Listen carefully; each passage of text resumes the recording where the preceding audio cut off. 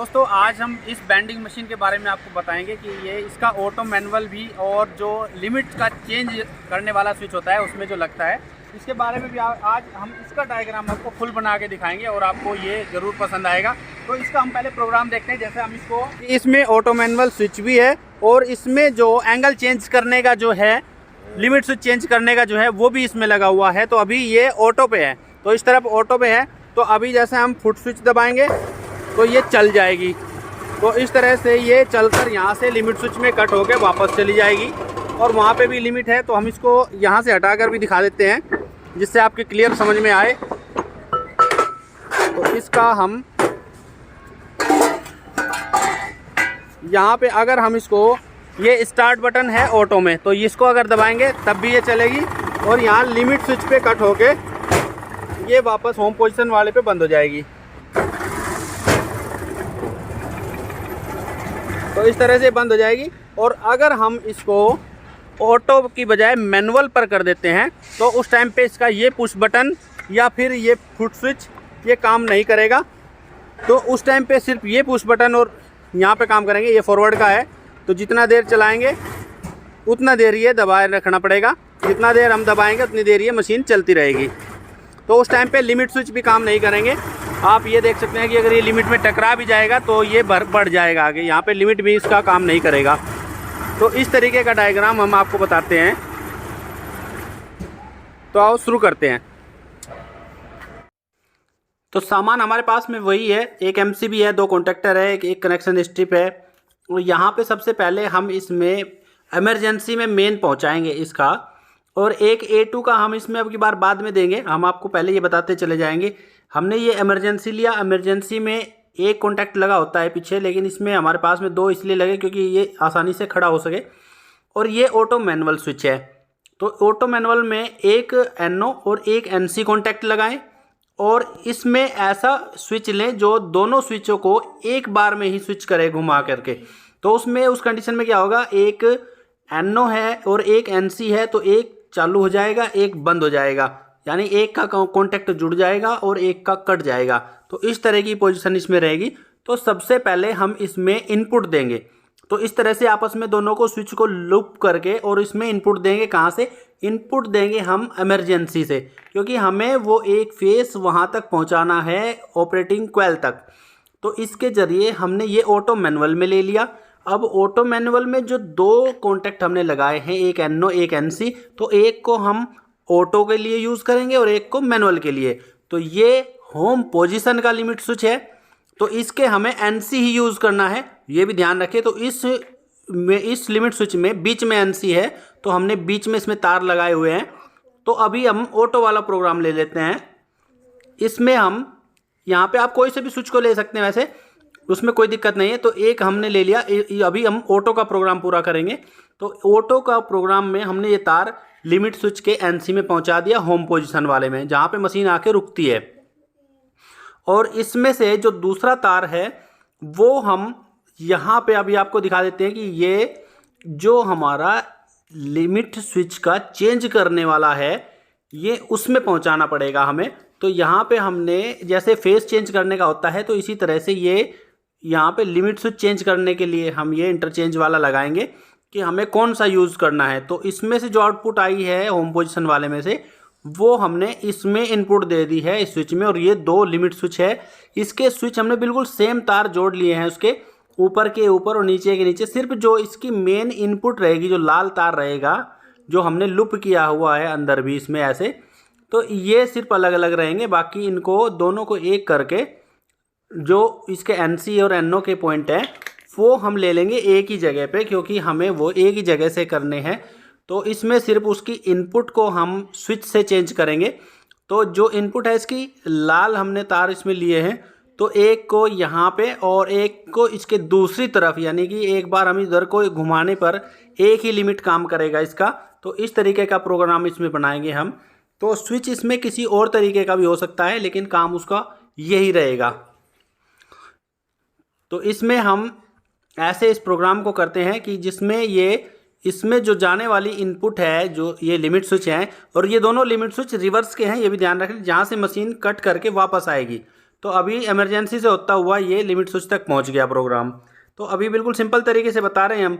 तो इसमें limit switch को हम ये चेक करके भी दिखा देते हैं कि ये घुमाने पर जैसे ये कंटिन्यूटी देगा ये NO है, और नीचे का जो बिना घुमाए कंटिन्यूटी देगा वो NC है।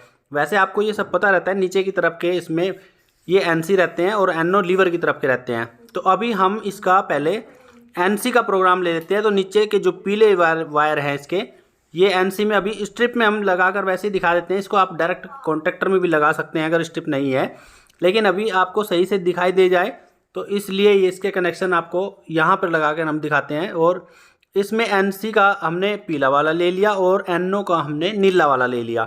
तो NO और NC हमने एक जगह यहाँ पे लगा कर रख दिए। अभी जहाँ जहाँ पे ये जाएंगे वो आपको पता लगता रहेगा। तो अब ये इसका NO का ही प्रोग्राम पहले लेना है, हमें NC का लेना है। तो पीले वाले के ऊपर जो तार हम लगाएंगे, क्योंकि ये NC का प्रोग्राम ये फॉरवर्ड कॉन्टेक्टर के लिए होता है, तो फॉरवर्ड के NO में ये इनपुट चली जाएगी, ये चली जाएगी होल्डिंग सप्लाई। तो ये हो जाएगी इसकी होल्डिंग सप्लाई फॉरवर्ड कॉन्टेक्टर की। तो यहाँ तक होल्डिंग सप्लाई आ गई। अब इसमें से पार होके ये सप्लाई अब इंटरलॉकिंग के लिए जाएगी दूसरे कॉन्टेक्टर में, और दूसरे कॉन्टेक्टर के NC में या तो हम नीचे से ले लें या फिर ऊपर से ले लें, उसमें कोई फ़र्क नहीं पड़ता है, बस NC को पार करते हुए जाना है हमें। तो यहाँ पे ये NC में चला जाएगा दूसरे कॉन्टेक्टर की, जिससे ये इंटरलॉक हो जाएगा कि अगर एक कॉन्टेक्टर चल रहा है तो दूसरा नहीं चलेगा। तो अब NC में से पार होने के बाद में NC के दूसरे हिस्से से हम एक वायर लेंगे और तब जाके ये फॉरवर्ड के A1 में ऑपरेटिंग कॉइल में पहुंचाएंगे यहाँ से। तो ये NC में से होता हुआ आ गया इसके जो रिवर्स के कॉन्टेक्टर में से, और अब ये चला गया यहाँ पे A1 में। तो A1 अभी हम करेंगे इसका कंप्लीट। A2 अभी हमने किया नहीं है, वो अभी बाद में करेंगे, तो क्योंकि A2 में कुछ ज़्यादा करना नहीं होता है। तो A1 ये ऑपरेटिंग कॉइल का एक पोल है, एक सिरा है जिसमें हमें सप्लाई देनी होती है। अब हमें होम पोजीशन के आउटपुट में से ही एक होल्डिंग सप्लाई रिवर्स कॉन्टेक्टर को देनी होगी। तो यहाँ से हम इसी स्विच में से दे देते हैं, क्योंकि यहीं से यहाँ पे ही वो तार लगा हुआ है जो उसकी आउटपुट है होम पोजीशन के लिमिट स्विच की। और यहाँ से हम इसको स्ट्रिप में से होते हुए पहुँचा देते हैं। ये भी आपको क्लियर दिख जाएगा, डायरेक्ट हम लगा भी सकते हैं, लेकिन अभी हमारे पास स्ट्रिप है तो इसका यूज कर लेते हैं थोड़ा सा। तो इसको हम यहाँ पे लगा देते हैं और इसमें से एक तार हम यहाँ पे इसके होल्डिंग सप्लाई के लिए रिवर्स कॉन्टेक्टर के NO में देंगे। अब आपको ये ध्यान रखना है कि हम फॉरवर्ड का NO हम कंप्लीट कर चुके, अब रिवर्स के NO में ये होल्डिंग सप्लाई हमने दे दी है। ये आई है होम पोजीशन लिमिट स्विच के NC से। तो अब ऊपर का फिर वही पैटर्न शुरू हो जाएगा इंटरलॉकिंग वाला। तो इसके NO को जब हम पार करेंगे तो उसको लेके जाएंगे दूसरे कॉन्टेक्टर के NC में, जो होगा फॉरवर्ड कॉन्टेक्टर का NC। तो इसको आप ऊपर नीचे किसी तरफ से भी पार कर ले, लेकिन इसमें से हमें पार करना होता है ये। तो अब दूसरा सिरा जो हम लेंगे NC का फॉरवर्ड के कॉन्टेक्टर का, तो यहाँ से ये तार फिर सीधा चला जाएगा रिवर्स कॉन्टेक्टर के A1 में ऑपरेटिंग कॉइल के एक सिरे में, जिससे कि कॉन्टेक्टर ऑपरेट होगा। तो अब ये इंटरलॉकिंग भी हो गई है इसकी एक दूसरे के NC से। तो अब ये प्रोग्राम यहाँ तक पूरा हुआ, लेकिन अभी इसमें एक कमी है कि रिवर्स कॉन्टेक्टर ऑन कैसे होगा। होल्डिंग सप्लाई तो हमने दे दी, तो इसको एक बार स्टार्ट करने के लिए यहाँ से इसके जो NO का ऊपर का हिस्सा है जहाँ से ऑपरेटिंग कॉइल में तार जाता है दूसरे कॉन्टेक्टर के NC से होता हुआ, वहाँ से हम एक तार लेंगे और जो इसका NO पॉइंट है इस लिमिट स्विच का, जो ब्लू वाला वायर यहाँ पे हमने लगा के छोड़ा हुआ स्ट्रिप में, अब ये यहाँ पे लग जाएगा, क्योंकि यहाँ से जब लिमिट स्विच कटेगा और NO का कनेक्टर इसमें जुड़ेगा, कनेक्शन होगा, तो वो NO यहाँ पे सप्लाई देगा और इसके ऊपर से होता हुआ ये इसके A1 में पहुँच जाएगी सप्लाई ये। तो इस हिसाब से ये चालू हो जाएगा। अब हम इसका ऑटो का पुश बटन लगाएंगे, तो ये ऑटो में से ही हमें लेना पड़ेगा जहाँ से हमने सप्लाई शुरू करी थी ऑटो की। तो ऑटो का पहले हमने उसमें लिमिट स्विच में होता हुआ गया था, तो यहीं से हमें एक पुश बटन देना पड़ेगा और ये इसके NO के ऊपर के हिस्से में देना पड़ेगा, क्योंकि NO के नीचे की तरफ जो है वो होल्डिंग सप्लाई है और यहाँ से स्टार्टिंग सप्लाई इसको दी जाएगी। तो एक पुश बटन ये लग गया, अभी ये हो गया ऑटो में चलाने के लिए। तो ऑटो में चलाने के लिए हमने वो NO कॉन्टैक्ट ही यूज़ किया था, उसी में से ही पुश बटन लगाया है। अभी इसमें से ये ऑटो का प्रोग्राम पूरा हो गया। अब इसमें A2 हमने लगाया नहीं था, तो A2 दोनों के अभी हम जोड़ देते हैं। तो इसका A2 दूसरे के A2 से लुप रहेगा और वहाँ से एक तार और जोड़ के इसके साथ में तब जाके एक फेस इसमें दे दिया जाता है। तो अभी हमारे पास में 220 वोल्ट की ऑपरेटिंग कॉइल है इसकी, तो उसमें हमें न्यूट्रल देना होगा। अगर आपके पास में वहाँ पे 415 वोल्टेज की रहेगी ऑपरेटिंग कॉइल, तो इसमें फेस देना होगा। तो इस तरीके से हम यहाँ पे अभी न्यूट्रल दे देते हैं, क्योंकि अभी हमारे पास 220 वोल्टेज की है सप्लाई। तो इसमें ऑपरेटिंग कॉइल के ऊपर डिपेंड करता है कि आप इसे कितने वोल्टेज पर चलाना चाहेंगे और आपकी ज़रूरत मशीन में क्या है। तो 24 वोल्ट की ऑपरेटिंग कॉइल चलाओगे तो 24 वोल्ट देने होंगे, 48 वोल्ट की चलाओगे तो 48 वोल्ट देने होंगे, 220, 415 इसी तरह से ऑपरेटिंग कॉइल पर डिपेंड करता है कि कितने वोल्टेज की है। तो अभी हमने इसमें सप्लाई दे दी है और अब ये इमरजेंसी हो गया और ये ऑटो मैनुअल हो गया। और फिर यहाँ से हम जब इसको ऑटो में सेलेक्ट करके ये स्टार्ट बटन दबाएंगे इसका फॉरवर्ड का, तो ये ऑटो का है, तो अभी जैसे ही दबाया तो ये स्टार्ट हो गया। तो अब इसका लिमिट स्विच हम देखेंगे कि इसमें से कोई सा एक लिमिट स्विच है, अभी हमें भी नहीं पता कि कौन सा है, तो ये हमें घुमा के देखना होगा अभी तो कौन सा चलेगा। तो इस तरीके से इससे कुछ नहीं हो रहा है, तो ये नहीं है, तो अभी दूसरे पे सेलेक्ट है। तो अभी हम इसको जब घुमाएंगे तो ये रिवर्स चल जाएगा। तो अभी जैसे ही हम इसको यहाँ से होम पोजीशन से घुमाएंगे तो ये प्रोग्राम बंद हो जाएगा। तो अब ये ऑटो का प्रोग्राम हुआ है, इसमें अभी मैनुअल का नहीं लगाया है।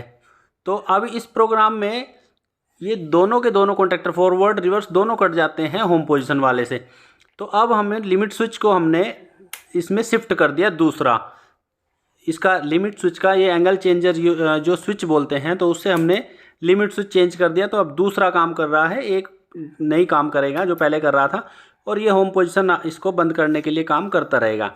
तो इस तरीके से ये दोनों लिमिट स्विच शिफ्ट करने के लिए ये स्विच जो हमने लगाई वो सही काम कर रहा है। अभी हम इसको यहाँ पे अगर इसको मैनुअल में सेलेक्ट करते हैं तो फॉरवर्ड का बटन दबाने पर ये बिल्कुल काम नहीं करेगा, तो ऑटो का ही सेलेक्ट करने पर ये फॉरवर्ड का स्विच काम करेगा यहाँ पे। तो अभी जैसे अभी हमने इसको ऑटो में सेलेक्ट किया तो ये काम कर रहा है। अगर इसको हम मैनुअल पे करेंगे तो कितना भी हम इसको दबाएंगे तो ये काम नहीं करेगा।